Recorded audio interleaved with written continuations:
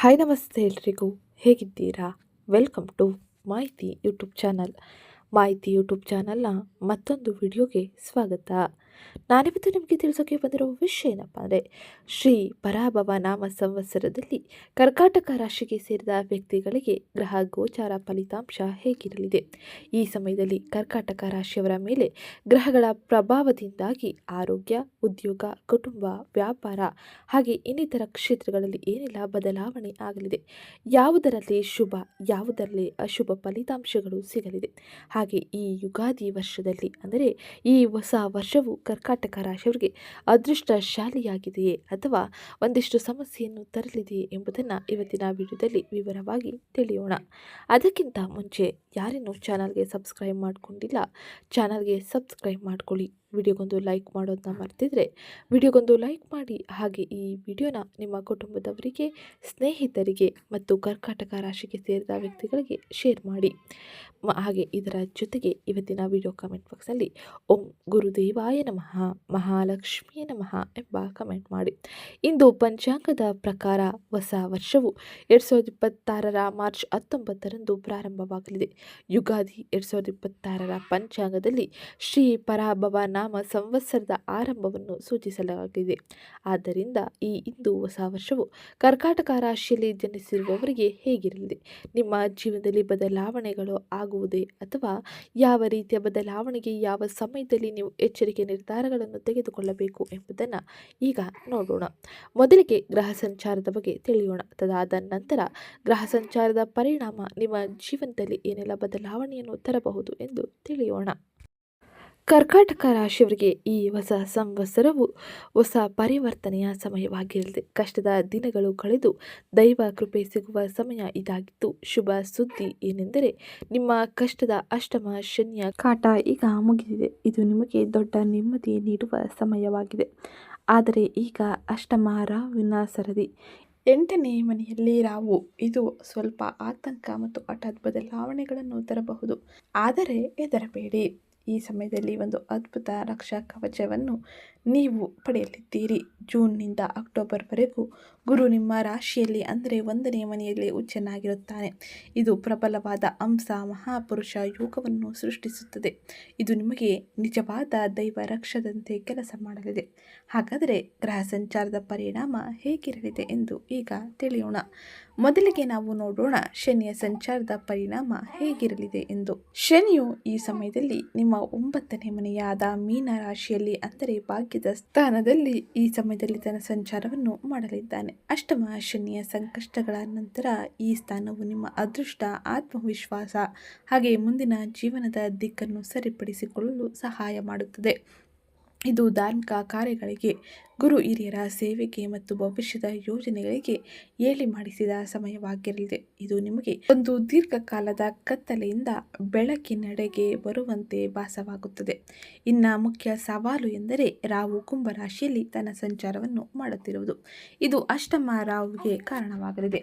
ಇದು ಡಿಸೆಂಬರ್ 6ರವರೆಗೂ ಇರಲಿದ್ದು, ಅಷ್ಟಮ ರಾಹು ಅನಿರೀಕ್ಷಿತ ಘಟನೆಗಳು, ಮಾನಸಿಕ ಗೊಂದಲ ಮತ್ತು ಕಾಣದ ಭಯವನ್ನು ತರಬಹುದು. ಇದು ಸಮಸ್ಯೆಗಳಿಂದ ಓಡಿ ಹೋಗುವ ಸಮಯವಲ್ಲ, ಬದಲಿಗೆ ಧೈರ್ಯದಿಂದ ಎದುರಿಸುವ ಸಮಯವಾಗಿರಲಿದೆ. ಇನ್ನು ಮುಂದಿನದ್ದಾಗಿ ಗುರುವಿನ ಸಂಚಾರದ ಬಗ್ಗೆ ನಾವು ತಿಳಿಯುವುದಾದರೆ, ಗುರು ಪಾಠ ಮತ್ತು ಫಲ ಎರಡನ್ನೂ ನೀಡುತ್ತಾನೆ.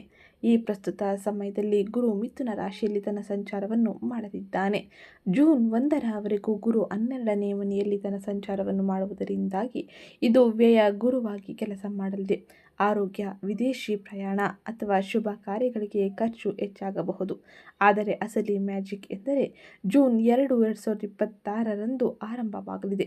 ಗುರು ತನ್ನ ಉಚ್ಚ ರಾಶಿಯಾದ ಕರ್ಕಾಟಕ ರಾಶಿಗೆ ಅಂದರೆ ನಿಮ್ಮ ರಾಶಿಗೆ ಬಂದು ಅಕ್ಟೋಬರ್ 30ರವರೆಗೂ ಇರಲಿದ್ದಾನೆ.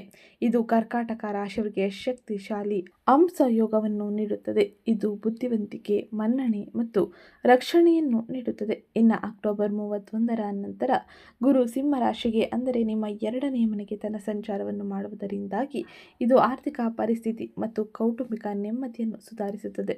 ಒಟ್ಟಾರೆಯಾಗಿ ಗುರುವಿನ ಸಂಚಾರದ ಪರಿಣಾಮ ನಿಮಗೆ ಅತ್ಯಂತ ಹೆಚ್ಚಿನ ಶುಭ ಫಲಿತಾಂಶವನ್ನು ನೀಡಲಿದೆ. ಇನ್ನು ಡಿಸೆಂಬರ್ 6, 2026ರಂದು ರಾಹು ಮತ್ತು ಕೇತುವಿನ ಬದಲಾವಣೆಯಿಂದಾಗಿ ನೀವು ನಿಮ್ಮ ಜೀವನದಲ್ಲಿ ಸಮಯದಲ್ಲಿ ಅನೇಕ ರೀತಿಯ ಬದಲಾವಣೆಯನ್ನು ಕಂಡುಕೊಳ್ಳಬಹುದಾಗಿರಲಿದೆ. ಅಷ್ಟಮ ರಾಹು ಮುಗಿದು ರಾಹು 7ನೇ ಮನೆಗೆ ಅಂದರೆ ಮಕರ ರಾಶಿಗೆ ಬರುತ್ತಾನೆ. ಅದೇ ಸಮಯದಲ್ಲಿ ಕೇತು ನಿಮ್ಮ 1ನೇ ಮನೆಗೆ ಅಂದರೆ ಕರ್ಕಾಟಕ ರಾಶಿಗೆ ಬರಲಿದ್ದಾನೆ. ಡಿಸೆಂಬರ್ ತಿಂಗಳು ನಿಮಗೆ ಮಾನಸಿಕ ನೆಮ್ಮದಿಯನ್ನು ನೀಡುತ್ತದೆ. ಆದರೆ 2027ರ ಸಂಬಂಧಿಸಿದಂತೆ ನೀವು ಈ ಸಮಯದಲ್ಲಿ ಹೆಚ್ಚು ಯೋಜನೆಗಳನ್ನು ಮಾಡಲಿದ್ದೀರಿ. ಯೋಚನೆಗಳು ಅನೇಕ ರೀತಿಯಲ್ಲಿ ಹೆಚ್ಚಾಗಲಿದೆ. ನೀವು ಎಚ್ಚರಿಕೆಯಿಂದ ನಿರ್ಧಾರಗಳನ್ನು ತೆಗೆದುಕೊಳ್ಳಬೇಕಾಗಿರಲಿದೆ. ಈ ಯುಗಾದಿ ಭವಿಷ್ಯದ ಪ್ರಕಾರ ನೀವು ಗಾಯಗಳನ್ನು ಗುಣಪಡಿಸುವ ಸಮಯ ಇದಾಗಿದ್ದು ನೀವು ನಿಮ್ಮ ಭಯವನ್ನು ಎದುರಿಸುತ್ತೀರಿ. 9ನೇ ಮನೆಯಲ್ಲಿ ಶನಿ, 1ನೇ ಮನೆಯಲ್ಲಿ ಉಚ್ಚ ಸ್ಥಿತಿಯಲ್ಲಿ ಗುರು. ಇದು ನಿಮಗೆ ಸರಿಯಾದ ಸಮಯವನ್ನು ನೀಡಲಿದೆ. ನೀವು ಇದನ್ನು ಬಳಸಿಕೊಂಡರೆ ಉತ್ತಮ ರೀತಿಯ ಜೀವನದ ಗತಿಯನ್ನೇ ಬದಲಾಯಿಸಿಕೊಳ್ಳಬಹುದಾಗಿರಲಿದೆ. ಅಷ್ಟಮ ಶನಿ ಮುಕ್ತಾಯ ದೀರ್ಘಕಾಲದ ಕಷ್ಟಗಳಿಂದ ಬಿಡುಗಡೆಯಾಗಲಿದೆ. 8ನೇ ಮನೆಯಲ್ಲಿ ಅಷ್ಟಮ ರಾಹು ಆಂತರಿಕ ಬದಲಾವಣೆ ಮತ್ತು ಹಠಾತ್ ಘಟನೆಗಳಿಗೆ ಕಾರಣವಾಗಲಿದೆ. 9ನೇ ಮನೆಯಲ್ಲಿ ಶನಿ ಅದೃಷ್ಟ, ಉನ್ನತ ಶಿಕ್ಷಣ ಮತ್ತು ಧರ್ಮದ ಕಡೆಗೆ ಒಲವು ಹೆಚ್ಚಾಗಲಿದೆ.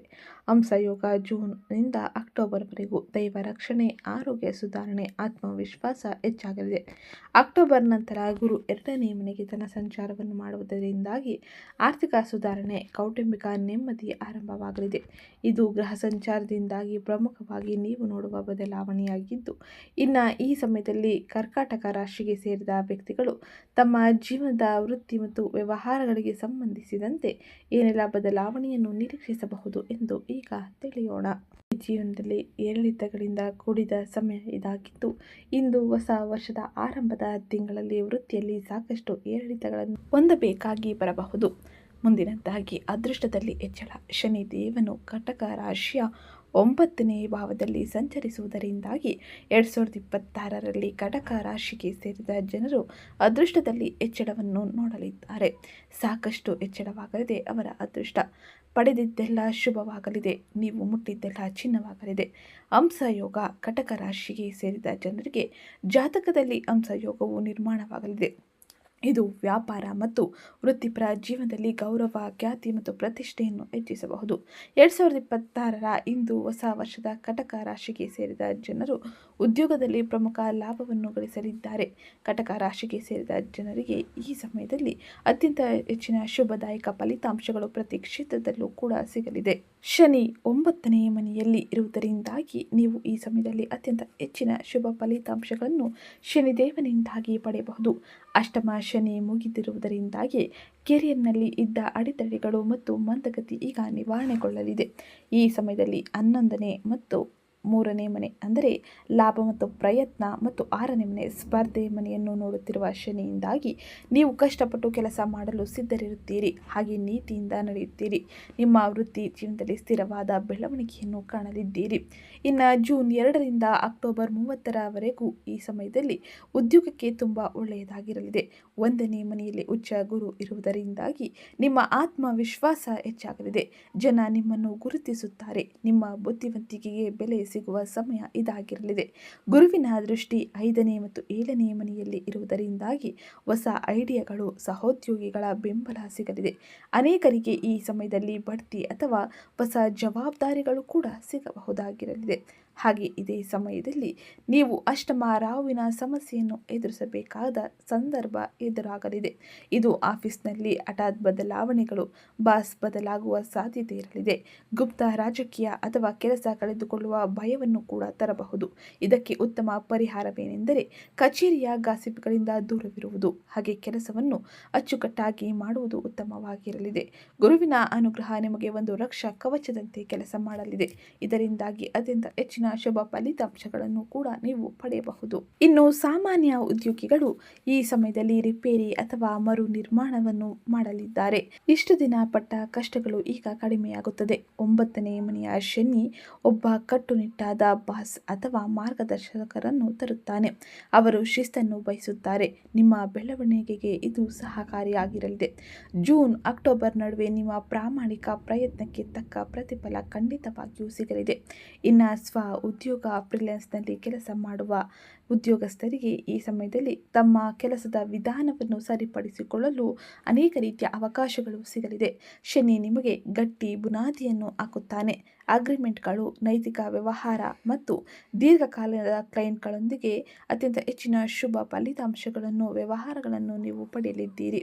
ಇದು ನಿಮಗೆ ಹೆಚ್ಚಿನ ಸಹಕಾರಿಯಾಗಿರಲಿದೆ. 1ನೇ ಮನೆಯಲ್ಲಿರುವ ಗುರು ನಿಮ್ಮನ್ನು ನೀವು ಚೆನ್ನಾಗಿ ಮಾರ್ಕೆಟಿಂಗ್ ಮಾಡಿಕೊಳ್ಳಲು ಸಹಾಯ ಮಾಡುತ್ತಾನೆ. ನಿಮ್ಮ ಸೇವೆಗಳನ್ನು ಉತ್ತಮಪಡಿಸಲು ಅಥವಾ ರೀಬ್ರ್ಯಾಂಡಿಂಗ್ ಮಾಡಲು ಇದು ಉತ್ತಮ ಸಮಯವಾಗಿರಲಿದೆ. ಇದು ಉದ್ಯೋಗಸ್ಥರಿಗೆ ಈ ಪ್ರಸ್ತುತ ಸಮಯದಲ್ಲಿ ಅಂದರೆ ಹೊಸ ಸಂವತ್ಸರದಿಂದ ನೋಡಿಕೊಳ್ಳುವ ಪ್ರಮುಖ ಬದಲಾವಣೆಗಳಾಗಿರಲಿದೆ. ಇನ್ನು ಮುಂದಿನದ್ದಾಗಿ ಈ ಸಮಯದಲ್ಲಿ ಹಣಕಾಸಿಗೆ ಸಂಬಂಧಿಸಿದಂತೆ ಹಣಕಾಸಿನ ವ್ಯವಹಾರಗಳು ಹೇಗಿರಲಿದೆ ಎಂದು ತಿಳಿಯೋಣ. ಅದಕ್ಕಿಂತ ಮುಂಚೆ ಯಾರೇನೂ ಚಾನಲ್ಗೆ ಸಬ್ಸ್ಕ್ರೈಬ್ ಮಾಡ್ಕೊಂಡಿಲ್ಲ, ಚಾನಲ್ಗೆ ಸಬ್ಸ್ಕ್ರೈಬ್ ಮಾಡ್ಕೊಳ್ಳಿ. ವಿಡಿಯೋಗೊಂದು ಲೈಕ್ ಮಾಡೋದನ್ನ ಮರಿಬೇಡಿ. ಆರ್ಥಿಕ ಸ್ಥಿತಿಯ ಬಗ್ಗೆ ಹೇಳುವುದಾದರೆ ಕರ್ಕಾಟಕ ರಾಶಿಗೆ ಸೇರಿದ ಜನರಿಗೆ ಆದಾಯ ಮತ್ತು ವೆಚ್ಚ ಹೀಗಿರಲಿದೆ. ಇಂದು ಹೊಸ ವರ್ಷದಲ್ಲಿ ನಿಮ್ಮ ಆದಾಯ ಮತ್ತು ಖರ್ಚಿನ ನಡುವೆ ಸಮತೋಲನವನ್ನು ಹೊಂದುವುದು ನಿಮಗೆ ಸಾಕಷ್ಟು ಅವಶ್ಯಕವಾಗಿರಲಿದೆ. ಹೂಡಿಕೆಯ ವಿಷಯದಲ್ಲಿ ಹೇಳುವುದಾದರೆ ಕಟಕ ರಾಶಿಯ 8ನೇ ಮನೆಯಲ್ಲಿ ರಾಹು ಚಲಿಸುವ ಕಾರಣದಿಂದಾಗಿ ಹೂಡಿಕೆಗೆ ಸಂಬಂಧಿಸಿದ ನಿರ್ಧಾರಗಳಿಗೆ ನೀವು ಸಾಕಷ್ಟು ಎಚ್ಚರಿಕೆಯನ್ನು ವಹಿಸಬೇಕಾಗಿರಲಿದೆ. ಕಟಕ ರಾಶಿಯವರಿಗೆ ಇಂದು ಹೊಸ ವರ್ಷ ಅಂದರೆ 2026ರ ಹೊಸ ಸಂವತ್ಸರದಲ್ಲಿ ಅತ್ಯುತ್ತಮ ಆರ್ಥಿಕ ಲಾಭಗಳು ದೊರೆಯಲಿದೆ. ಜೂನ್ 1ರವರೆಗೂ ಗುರು 12ನೇ ಮನೆಯಲ್ಲಿ ಇರುತ್ತಾನೆ. ಇದು ಖರ್ಚುಗಳನ್ನು ಹೆಚ್ಚಿಸುತ್ತದೆ. ಆರೋಗ್ಯ, ವಿದೇಶಿ ಪ್ರಯಾಣ, ಶಿಕ್ಷಣ, ದೈವ ಕಾರ್ಯಗಳಲ್ಲಿ ಖರ್ಚುಗಳು ಹೆಚ್ಚಾಗಬಹುದು. ಆದರೆ ಇದು ಒಳ್ಳೆಯ ಕೆಲಸಕ್ಕಾಗಿ.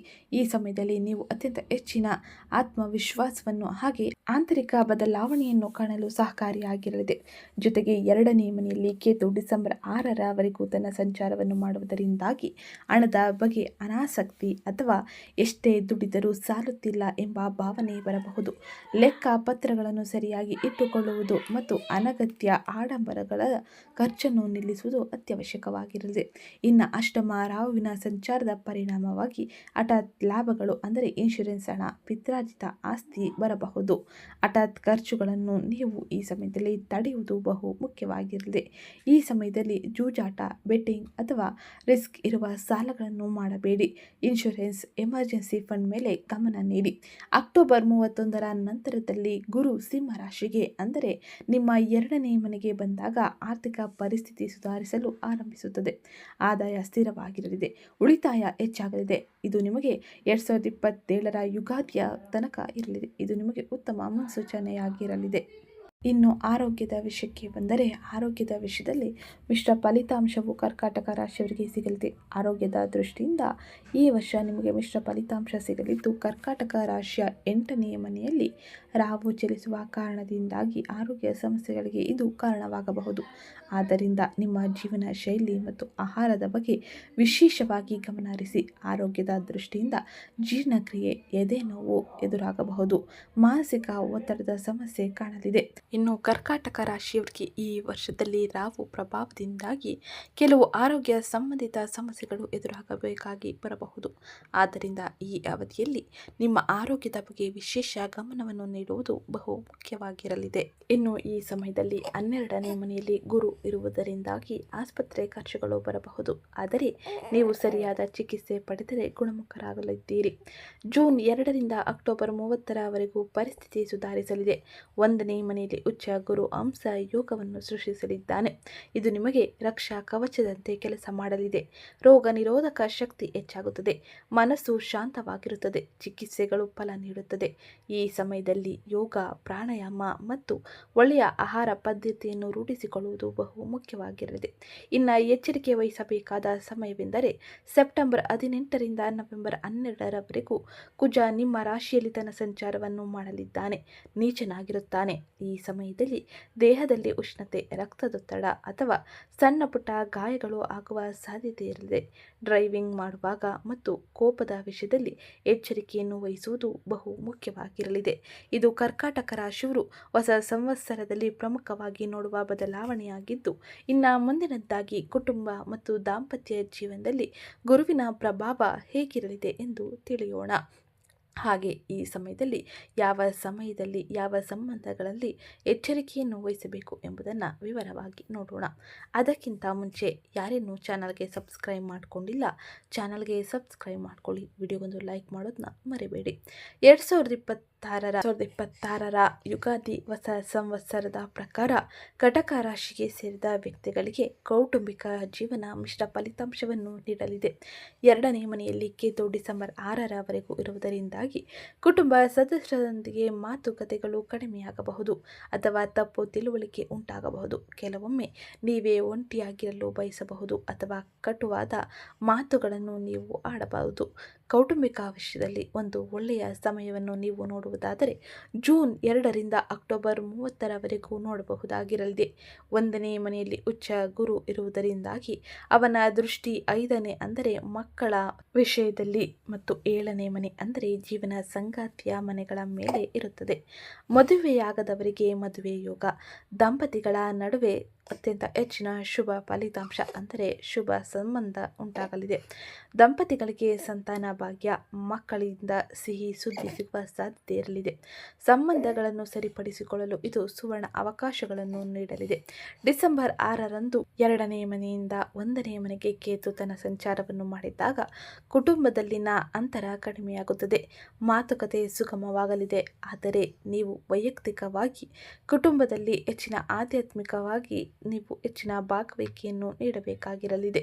ಈ ಸಮಯದಲ್ಲಿ ತಂದೆ, ತಾಯಿ, ಮನೆ ಸದಸ್ಯರಿಗೆ ಹೆಚ್ಚಿನ ಗೌರವ ನೀಡುವುದು ಹಾಗೆ ಕುಟುಂಬ ಧಾರ್ಮಿಕ ಕಾರ್ಯಕ್ರಮಗಳಲ್ಲಿ ಭಾಗವಹಿಸುವುದು ಬಹು ಮುಖ್ಯವಾಗಿರಲಿದೆ.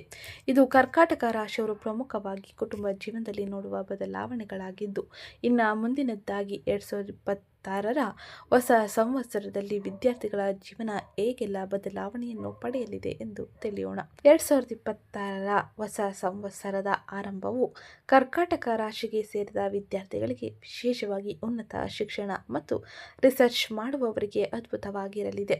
9ನೇ ಮನೆಯಲ್ಲಿ ಶನಿ ಇರುವುದರಿಂದಾಗಿ ಕಠಿಣ ವಿಷಯಗಳನ್ನು ಓದಲು ನಿಮಗೆ ಹೆಚ್ಚಿನ ಆಸಕ್ತಿ ಇರಲಿದೆ.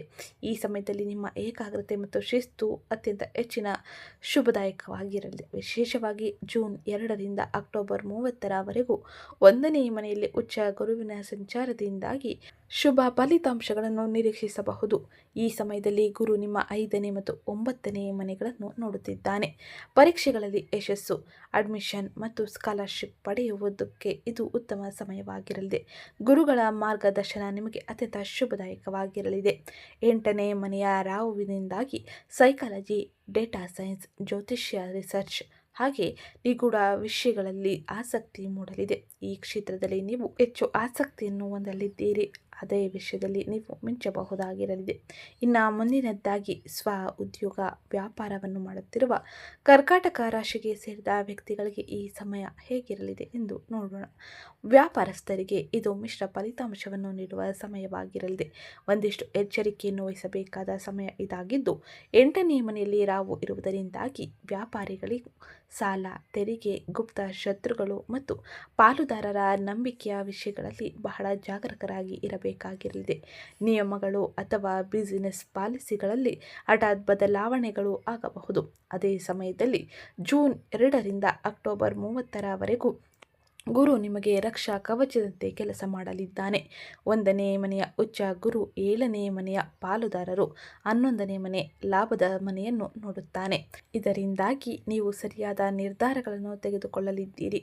ಹೊಸ ಪಾಲುದಾರಿಕೆ ಮಾಡಿಕೊಳ್ಳಲು ಅಥವಾ ಅಗ್ರಿಮೆಂಟ್ಗೆ ಸಹಿ ಹಾಕಲು ವರ್ಷ ಮಧ್ಯಭಾಗದಲ್ಲಿ ಉತ್ತಮವಾಗಿರಲಿದೆ. 8ನೇ ಮನೆಯ ರಾಹು ಕೆಲವೊಮ್ಮೆ research, data analysis, mining, insurance ಅಥವಾ ರಹಸ್ಯ ಮಾಹಿತಿ, ವಿದೇಶಿ ತಂತ್ರಜ್ಞಾನಕ್ಕೆ ಸಂಬಂಧಿಸಿದ ಬಿಸಿನೆಸ್ಗಳಲ್ಲಿ ಲಾಭವನ್ನು ತರಬಹುದು. ಆದರೆ ನೀತಿ ಬಹಿರಂಗವಾಗಿ ನಡೆದರೆ ಸಂಕಷ್ಟ, ಕಟ್ಟಿಟ್ಟ ಬುದ್ಧಿ. ಇನ್ನು ಈ ಸಮಯದಲ್ಲಿ ಕರ್ಕಾಟಕ ರಾಶಿಯವರಿಗೆ ನೀಡುವ ಪ್ರಮುಖ ಸಲಹೆಗಳೇನು ಎಂಬುದನ್ನು ತಿಳಿಯೋಣ. ಅದಕ್ಕಿಂತ ಮುಂಚೆ ಯಾರೇನು ಚಾನಲ್ಗೆ ಸಬ್ಸ್ಕ್ರೈಬ್ ಮಾಡಿಕೊಂಡಿಲ್ಲ, ಚಾನಲ್ಗೆ ಸಬ್ಸ್ಕ್ರೈಬ್ ಮಾಡಿಕೊಂಡು ವಿಡಿಯೋಗೊಂದು ಲೈಕ್ ಮಾಡಿ. ಕರ್ಕಾಟಕ ರಾಶಿಯವರಿಗೆ ಹೊಸ ಸಂವತ್ಸರದ ಪ್ರಕಾರ ನೀಡುವ ಸಲಹೆಗಳೆಂದರೆ, ಶನಿಯ ಸಂಚಾರದ ಸಮಯದಲ್ಲಿ ಕಟಕ ರಾಶಿಯವರು ಶಿಸ್ತು ಮತ್ತು ದೀರ್ಘಕಾಲೀನ ಗುರಿಗಳ ಮೇಲೆ ಹೆಚ್ಚಿನ ಗಮನವನ್ನು ಕೇಂದ್ರೀಕರಿಸಬೇಕಾಗಿರಲಿದೆ. 2ನೇದಾಗಿ ಗುರುವಿನ ಸಂಚಾರದ ನಿಮ್ಮ ಜ್ಞಾನ, ಕೌಶಲ್ಯ ಮತ್ತು ಆಧ್ಯಾತ್ಮಿಕ ಅಭ್ಯಾಸಗಳನ್ನು ವಿಸ್ತರಿಸಲು ಬಳಸಿ. ಮೂರನೇದಾಗಿ ಈ ಅವಧಿಯಲ್ಲಿ ಹಣಕಾಸಿನ ವಿಷಯವಾಗಿ ಬಹಳ ಜಾಗರೂಕರಾಗಿ ಇರಿ, ಅನಗತ್ಯ ಅಪಾಯಗಳನ್ನು ತಪ್ಪಿಸಿ. ಇನ್ನು ಮುಂದಿನದ್ದಾಗಿ ಕಟಕ ರಾಶಿಯವರು ನಿಯಮಿತ ವ್ಯಾಯಾಮ ಮತ್ತು ಸಮತೋಲಿತ ಆಹಾರದ ಮೂಲಕ ಆರೋಗ್ಯಕ್ಕೆ ಹೆಚ್ಚಿನ ಆದ್ಯತೆ ನೀಡಿ. ಇನ್ನು ಮುಂದಿನದ್ದಾಗಿ ತಪ್ಪು ತಿಳುವಳಿಕೆಗಳನ್ನು ದೂರ ಮಾಡಲು ಕಟಕ ರಾಶಿಯವರು ಸಂಬಂಧಗಳಲ್ಲಿ ಮುಕ್ತ ಸಂವಹನ ಹೊಂದುವುದು ಮುಖ್ಯವಾಗಿರಲಿದೆ. ಇನ್ನು ಈ ವರ್ಷದಲ್ಲಿ ಅಂದರೆ ಹೊಸ ಸಂವತ್ಸರದ ಆರಂಭದಿಂದ ನೀವು ಅನುಸರಿಸಬೇಕಾದ ಕೆಲ ಸರಳ ಜ್ಯೋತಿಷ್ಯ ಪರಿಹಾರವನ್ನು ಈಗ ತಿಳಿಯೋಣ. ಮೊದಲ ಸರಳ ಜ್ಯೋತಿಷ್ಯ ಪರಿಹಾರವೇನೆಂದರೆ ಪ್ರತಿ ಸೋಮವಾರ ಮತ್ತು ಗುರುವಾರ ಶಿವನನ್ನು ಪೂಜಿಸಿ, ನಿಮಗೆ ಶುಭ ಫಲಿತಾಂಶ ಸಿಗಲಿದೆ. ಎರಡನೇದಾಗಿ ಕಟಕ ರಾಶಿಯವರು ಹೊಸ ವರ್ಷದಲ್ಲಿ ಪ್ರತಿ ಗುರುವಾರ ಉಪವಾಸವನ್ನು ಆಚರಿಸುವುದು ಶುಭದಾಯಕವಾಗಿರಲಿದೆ. ಮೂರನೇದಾಗಿ ಹಳದಿ ಬಣ್ಣದ ವಸ್ತ್ರವನ್ನು ದಾನ ಮಾಡುವುದು ಶುಭದಾಯಕ. ಇನ್ನು ಮುಂದಿನದ್ದಾಗಿ ಪ್ರತಿದಿನ ಓಂ ನಮಃ ಶಿವಾಯ ಎಂಬ ಮಂತ್ರವನ್ನು ಜಪಿಸಿ ಶಿವನ ಆರಾಧನೆ ಮಾಡಬೇಕು. ಸೋಮವಾರದಂದು ಶಿವಲಿಂಗದ ಮೇಲೆ ನೀರನ್ನು ಅಭಿಷೇಕವಾಗಿ ನೀಡಬೇಕು. ಇದು ನಿಮಗೆ ಶುಭದಾಯಕವಾಗಿರಲಿದೆ. ಇನ್ನು ಮುಂದಿನದ್ದಾಗಿ ಧಾರ್ಮಿಕ ಕಾರ್ಯಗಳು, ದೇವಾಲಯದ ದರ್ಶನ, ಜಪ ತಪಗಳಿಂದ ಮನಃಶಾಂತಿ ಲಭಿಸುತ್ತದೆ. ಆತ್ಮವಿಶ್ವಾಸ ಕಳೆದುಕೊಳ್ಳದೆ ಧೈರ್ಯದಿಂದ ಮುಂದುವರೆದರೆ ಸಂಕಷ್ಟಗಳು ಕ್ರಮೇಣವಾಗಿ ಕಡಿಮೆಯಾಗಲಿದೆ. ಇನ್ನು ಮುಂದಿನದ್ದಾಗಿ ತಾಳ್ಮೆ, ಸಮತೋಲನ ಮತ್ತು ಯೋಚಿಸಿ ಮುಂದುವರಿಯಿರಿ. ಇದರಿಂದಾಗಿ ನಿಮಗೆ ಸುಗಮವಾದ ಮಾರ್ಗಗಳು ಲಭ್ಯವಾಗಲಿದೆ. ಇನ್ನು ಈ ಸಮಯದಲ್ಲಿ ಧರಿಸಬೇಕಾದ ರುದ್ರಾಕ್ಷಿ ಬಗ್ಗೆ ತಿಳಿಯುವುದಾದರೆ 2 ಮುಖಿ ರುದ್ರಾಕ್ಷಿಯನ್ನು ಧರಿಸಿ ಗೌರಿ ಶಂಕರನ ಪೂಜೆ ಮಾಡಿ, ಇದು ಶುಭದಾಯಕವಾಗಿರಲಿದೆ. ಇನ್ನು ಧರಿಸಬೇಕಾದ ರತ್ನದ ಬಗ್ಗೆ ತಿಳಿಯುವುದಾದರೆ ಸೋಮವಾರ ಮುತ್ತನ್ನು ಧರಿಸಿ ಶಿವನಿಗೆ ಅಭಿಷೇಕ ಮಾಡಿ. ಇನ್ನು ಮುಂದಿನದ್ದಾಗಿ ಶನಿವಾರದಂದು ಶನಿ ದೇವನನ್ನು ಪೂಜಿಸುವುದು ಉತ್ತಮದಾಯಕವಾಗಿರಲಿದೆ. ಇದು ಇವತ್ತಿನ ವಿಡಿಯೋ ಆಗಿತ್ತು. ವಿಡಿಯೋ ಇಷ್ಟ ಆಗಿದ್ದಲ್ಲಿ ವಿಡಿಯೋಗೊಂದು ಲೈಕ್ ಮಾಡಿ, ಚಾನಲ್ಗೆ ಸಬ್ಸ್ಕ್ರೈಬ್ ಮಾಡ್ಕೊಳ್ಳೋದನ್ನ ಮರಿಬೇಡಿ. ಹಾಗೆ ಈ ವಿಡಿಯೋನ ನಿಮ್ಮ ಕುಟುಂಬದವರಿಗೆ, ಸ್ನೇಹಿತರಿಗೆ, ಕರ್ಕಾಟಕ ರಾಶಿಗೆ ಸೇರಿದ ವ್ಯಕ್ತಿಗಳಿಗೆ ಶೇರ್ ಮಾಡಿ.